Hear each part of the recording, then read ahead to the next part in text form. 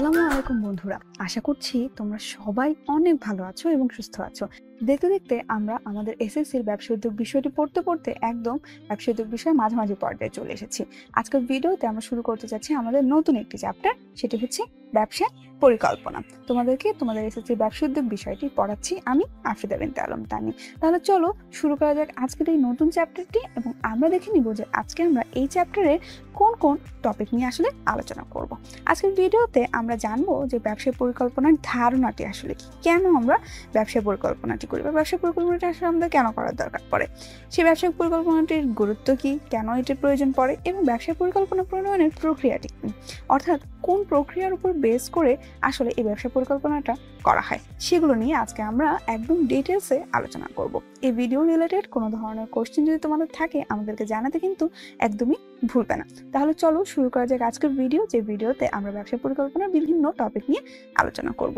প্রথমেই আমরা জেনে নিব যে ব্যবসায় পরিকল্পনা বলতে আমরা কি বুঝি, বা বিজনেস প্ল্যান বলতে আমরা কি বুঝি। আচ্ছা, বিজনেস প্ল্যান ওয়ার্ডটার সাথে আমরা কম বেশি অনেকেই পরিচিত।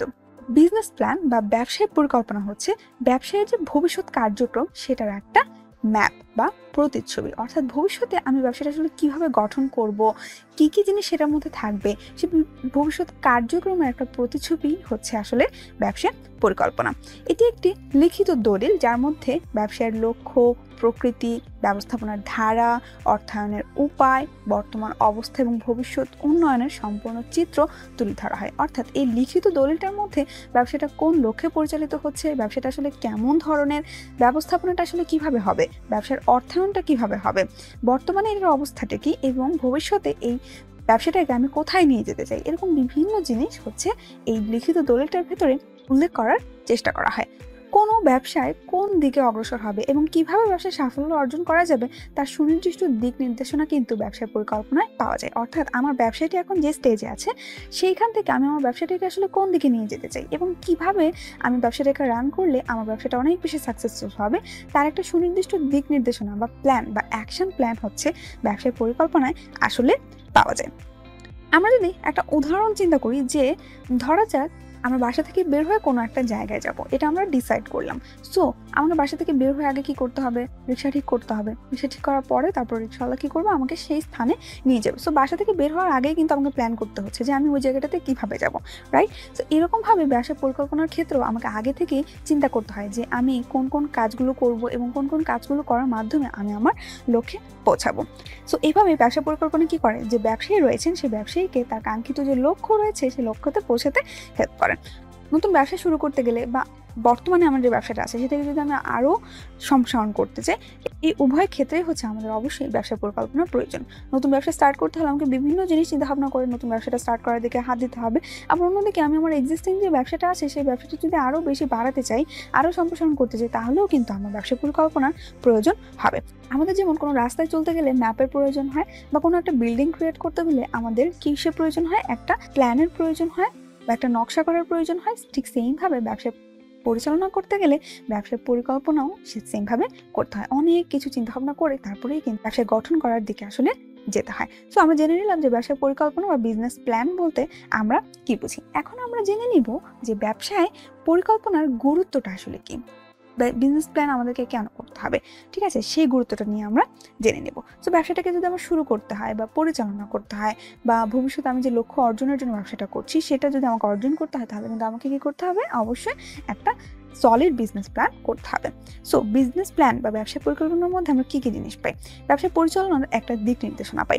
ব্যবসা পরিকল্পনায় আমাদের ব্যবসাটার লক্ষ্য অর্জনের জন্য কখন আমাদের কি করতে হবে, কোন ধরনের কাজ করতে হবে, কিভাবে করতে হবে, তারপরে কোন সময়ের মধ্যে এই কাজটাকে কমপ্লিট করতে হবে, কোন ডেডলাইনটা আমাকে মিট করতে হবে, এরকম বিভিন্ন ধরনের দিক নির্দেশনা বা অ্যাকশন প্ল্যান কিন্তু আমাদেরকে রেডি করতে হয়। তার ফলে কি হয়, তার ফলে এটি একটা ব্যবসায়ী বা উদ্যোক্তার জন্য একটা দিক নির্দেশনা বা দিক নির্দেশক দলিল হিসেবে কাজ করে। অর্থাৎ কখন আমি কি করব, কোন কাজটা করব, কোন সময়ের মধ্যে শেষ করবো, এরকম বিভিন্ন বিষয় আমি আগে থেকে প্ল্যান করে রাখবো। সো এভাবে কি হবে, আমার একটা দিক নির্দেশনা ক্রিয়েট হয়ে যাবে। সো এটাই হচ্ছে ব্যবসা পরিকল্পনার অন্যতম গুরুত্ব, যে এটি ব্যবসা পরিচালনার দিক নির্দেশনা হিসেবে কাজ করে।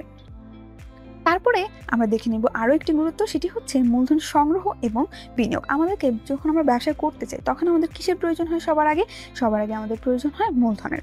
তো এই যে মূলধন সংগ্রহ করাটা, এই সংগ্রহ করাটা দেখা যায় যে অনেক সময় পার্সোনালি হয়তো সংগ্রহ করাটা পসিবল হয় না। সো আমাদেরকে কার কাছে যেতে হয়? আমাদেরকে ইনভেস্টরের কাছে যেতে হয় বা বাহ্যিক কোনো পক্ষ থেকে মূলধনটাকে সংগ্রহ করতে হয়। সো কোনো ব্যবসায়ের যখন অনেক বেশি মূলধনের প্রয়োজন হয়, আরও বেশি মূলধন যোগান দেওয়ার প্রয়োজন হয় এবং উদ্যোক্তার পক্ষে যখন নিজস্ব তহবিল থেকে সেই মূলধনটা প্রোভাইড করা পসিবল হয় না, তখন তাকে কি করতে হয়? ব্যাংক থেকে ঋণ নিতে হয় বা অন্যান্য যে বাহ্যিক উৎসগুলো রয়েছে বা ইনভেস্টর রয়েছে সেখান থেকে মূলধনটাকে সংগ্রহ করতে হয়। এক্ষেত্রে যে ঋণদাতা বা যে বিনিয়োগকারী বা যে ঋণ দিবেন বা যে ইনভেস্ট করবেন তাদেরকে মূলধন সরবরাহ করার আগেই তাদেরকে আমার যে ব্যবসাটা রয়েছে সেই ব্যবসাটার সাথে সংশ্লিষ্ট ব্যবসার পরিকল্পনাটি বিশ্লেষণ করতে হয় এবং সেই ব্যবসা পরিকল্পনাটার উপর বেস করেই কিন্তু তারা সিদ্ধান্ত নেন যে তারা আসলে এখানে মূলধন বিনিয়োগ করবেন কিনা বা ঋণ দিবেন কিনা। সো মূলধন সংগ্রহ এবং বিনিয়োগের ক্ষেত্রেও কিন্তু ব্যবসা পরিকল্পনা অনেক গুরুত্বপূর্ণ ভূমিকা পালন করে। তারপরে আমরা দেখে নিব আরও একটি গুরুত্ব, সেটি হচ্ছে সরকারি সুযোগ সুবিধার সদ্ব্যবহার। ক্ষুদ্র বা মাঝারি যে ব্যবসায়ী হোক না কেন, সরকারের কাছ থেকে কিন্তু অনেক ধরনের সুবিধা এই ব্যবসায়গুলো পেয়ে থাকে। সো ব্যবসায় পরিকল্পনা কি করে? আমাদেরকে সেই সুযোগ সুবিধা পেতে অনেক বেশি হেল্প করে। আমরা যখন জানবো যে সরকার আমাদের জন্য এই সুযোগ সুবিধাগুলো রেখেছে এবং আমরা সেই অনুযায়ী যখন ব্যবসায় পরিকল্পনা ফিক্স করব, তখন কিন্তু সেটা আমার ব্যবসাকে ভালোভাবে রান করতে অনেক বেশি হেল্প করবে। সো এভাবে আমি কি করতে পারি? ব্যবসা পরিকল্পনার মাধ্যমে সরকারি সুযোগ সুবিধার একটা সদ্ব্যবহার কিন্তু ঘটাতে পারি। তারপরে রয়েছে সিদ্ধান্ত গ্রহণে সহায়তা, অর্থাৎ ব্যবসা পরিকল্পনা আমাদেরকে ডিসিশন মেকিংয়ে হেল্প করে।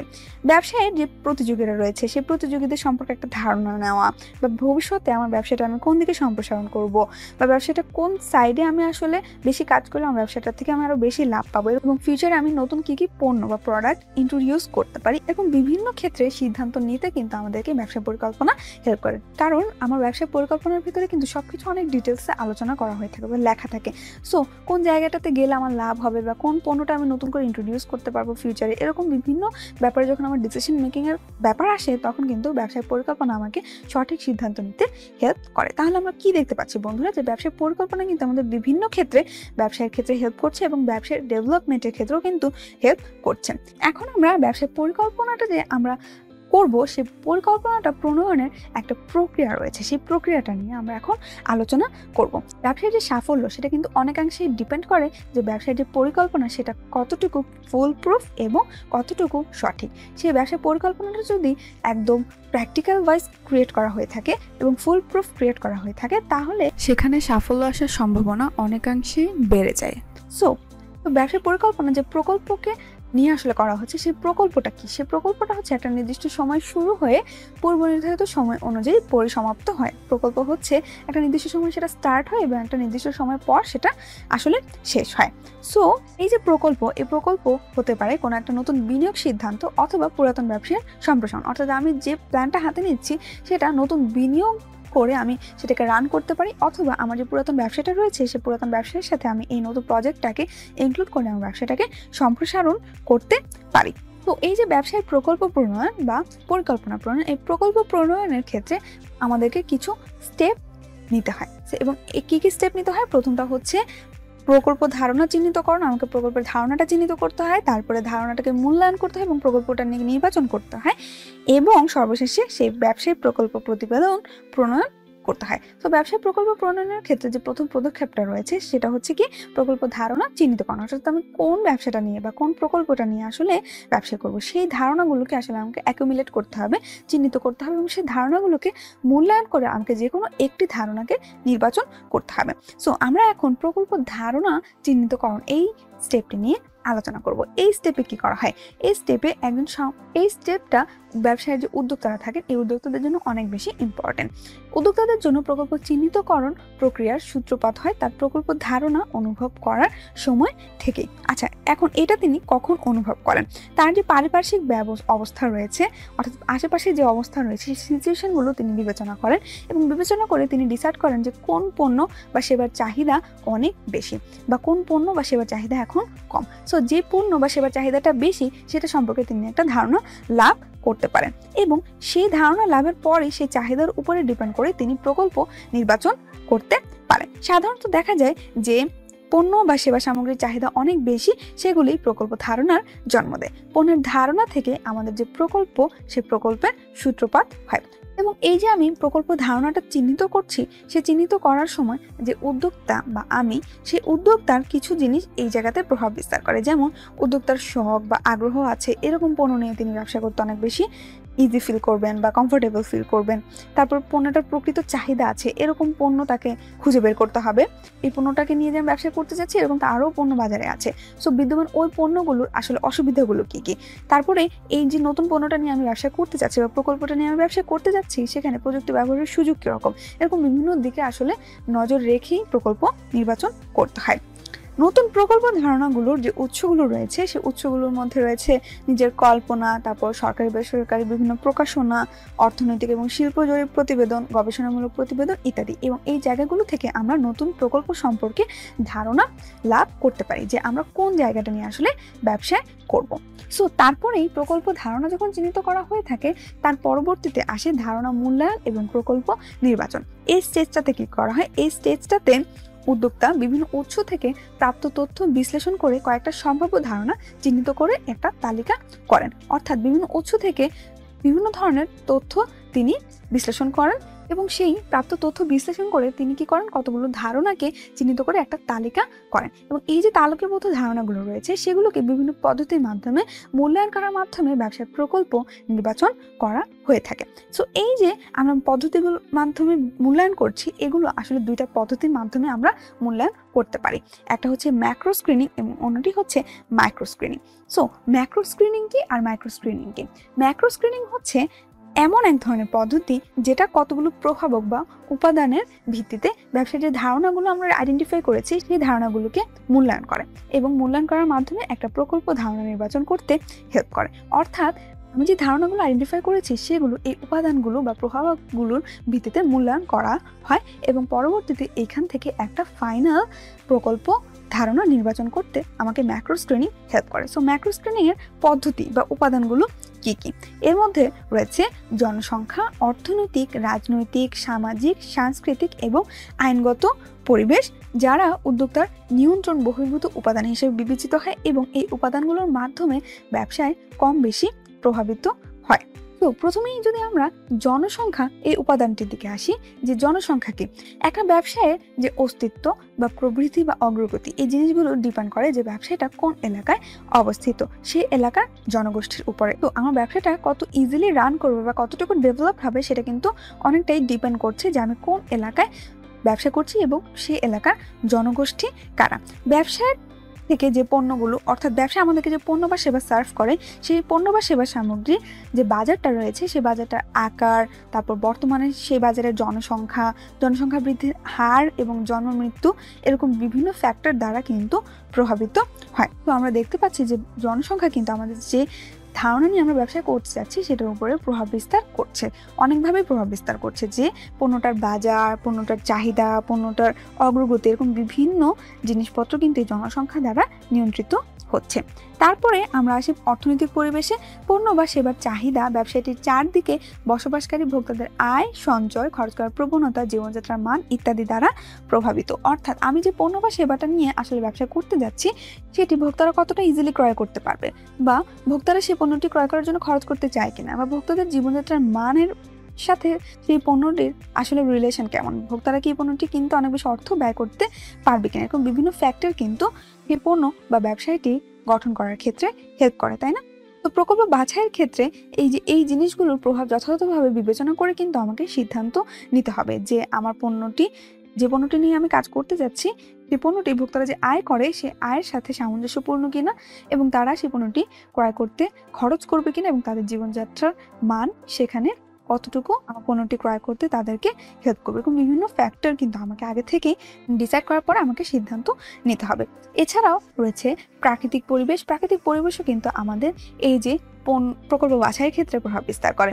সঠিক ব্যবসায় বাছাইয়ের ক্ষেত্রে যে প্রাকৃতিক পরিবেশ রয়েছে, সে প্রাকৃতিক পরিবেশ অনেক গুরুত্বপূর্ণ ভূমিকা পালন করে। কারণ আমার ব্যবসা করতে গেলেই কিন্তু আমাকে সেখানে কাঁচামালের কথা চিন্তা করতে হবে। সো শিল্পের জন্য যে প্রয়োজনীয় কাঁচামাল, এই কাঁচামাল কোত্থেকে আসবে? আমাদের প্রাকৃতিক পরিবেশ থেকে আসবে। সো আমি যে পণ্যটা নিয়ে বা সেবাটা নিয়ে ব্যবসা করতে যাচ্ছি, সেটার প্রয়োজনীয় কাঁচামাল আমার প্রকৃতিতে আছে কিনা, সেটাও আমাকে আগে থেকেই ডিসাইড করতে হবে।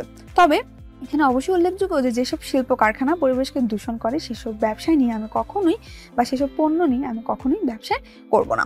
তারপরে আসে রাজনৈতিক পরিবেশ। রাজনৈতিক যে স্থিতিশীলতা, তারপর প্রধান প্রধান রাজনৈতিক দলের দর্শন, রাজনীতিবিদদের আচরণ, এগুলো কিন্তু আমাদের ব্যবসায়িক কার্যক্রমকে বিভিন্নভাবে প্রভাবিত করে। রাজনৈতিক স্থিতিশীলতা কতটুকু বজায় আছে একটা দেশে, সেটার উপর কিন্তু ডিপেন্ড করে যে সেখানে আমি কোন ধরনের পণ্য নিয়ে ব্যবসা করতে পারবো। তারপর আমাদের যে প্রধান প্রধান রাজনৈতিক দল আছে তাদের দর্শনটা আমার ব্যবসার সাথে কোনোভাবে ক্ল্যাশ করছে কিনা, বা রাজনীতিবিদদের আচরণ কোনোভাবে আমার ব্যবসাকে এফেক্ট করছে কিনা, সেই জিনিসগুলো কিন্তু আমাকে আগে থেকেই চিন্তাভাবনা করে তারপরেই প্রকল্প ধারণাটাকে ডেভেলপ করতে হবে বা প্রকল্প বাছাই করতে হবে। তারপরে রয়েছে সাংস্কৃতিক পরিবেশ। শিক্ষার হার, কারিগরি শিক্ষার প্রসার, সামাজিক মূল্যবোধ এবং ধর্মীয় অনুভূতি ব্যবসায়ের যে প্রকল্প নির্বাচন, সেই প্রকল্প নির্বাচনের ক্ষেত্রে গুরুত্বপূর্ণ প্রভাবক হিসেবে কাজ করে। অর্থাৎ একটা দেশের বা একটা সমাজের শিক্ষার হার কতটুকু ডেভেলপ, তারপর সেখানে কারিগরি শিক্ষার প্রসার কীরকম, সেখানে সামাজিক মূল্যবোধ কতটা স্ট্রং এবং ধর্মীয় অনুভূতি সেখানে কীরকম, এগুলোও কিন্তু আমার প্রকল্প নির্বাচনে গুরুত্বপূর্ণ প্রভাবক হিসেবে কাজ করে। আমি কোনো দেশে মদ নিয়ে ব্যবসা করতে পারবো না যেখানে ধর্মীয় অনুভূতি অনেক স্ট্রং। সো এরকম বিভিন্ন ধরনের ফ্যাক্টর কিন্তু আমি কোন ধরনের পণ্য নিয়ে সেখানে ব্যবসা করব সেটাকে ডিসাইড করে দিচ্ছে। সো এই জিনিসগুলো আমাকে আগে থেকেই চিন্তাভাবনা করতে হবে অ্যাজ এ ব্যবসা উদ্যোক্তা। তারপর রয়েছে আইনগত পরিবেশ।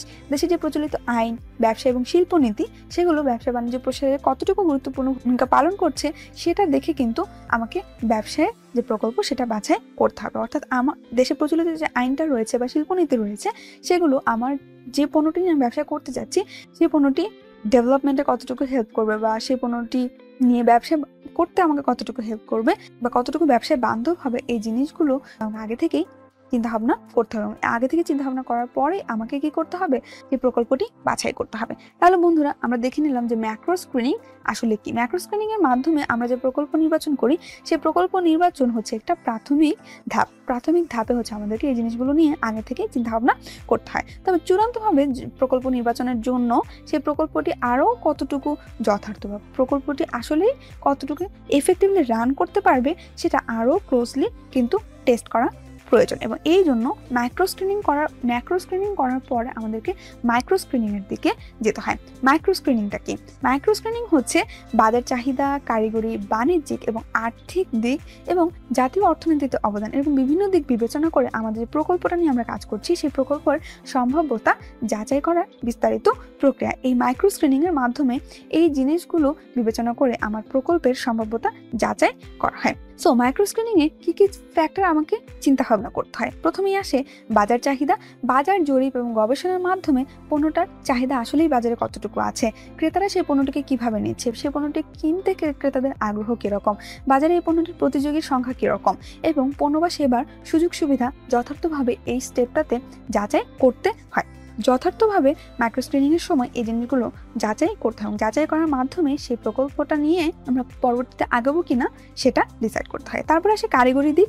প্রকল্পের কারিগরি দিক যাচাই করা হয় প্রযুক্তিগত এবং যান্ত্রিক দৃষ্টিকোণ থেকে। অর্থাৎ উৎপাদন প্রক্রিয়া, প্রযুক্তি নির্ধারণ, যন্ত্রপাতি নির্বাচন, প্রকল্প বাস্তবায়নের সহজ সাধ্যতা, এরকম বিভিন্ন বিষয় আমাকে আগে থেকে টেস্ট করে দেখতে হবে যে কারিগরি দিক থেকে আমার এই পণ্যটি আমি ইজিলি উৎপাদন করতে পারছি কিনা, এখানে আমার প্রযুক্তি কী কী ইউজ করা হচ্ছে, যন্ত্রপাতি কী কী ইউজ করা হচ্ছে, তারপর প্রকল্পটি কত ইজিলি বাস্তবায়ন করতে পারছে, এরকম বিভিন্ন দিক কিন্তু আমাকে আগে থেকেই টেস্ট করে দেখতে হবে।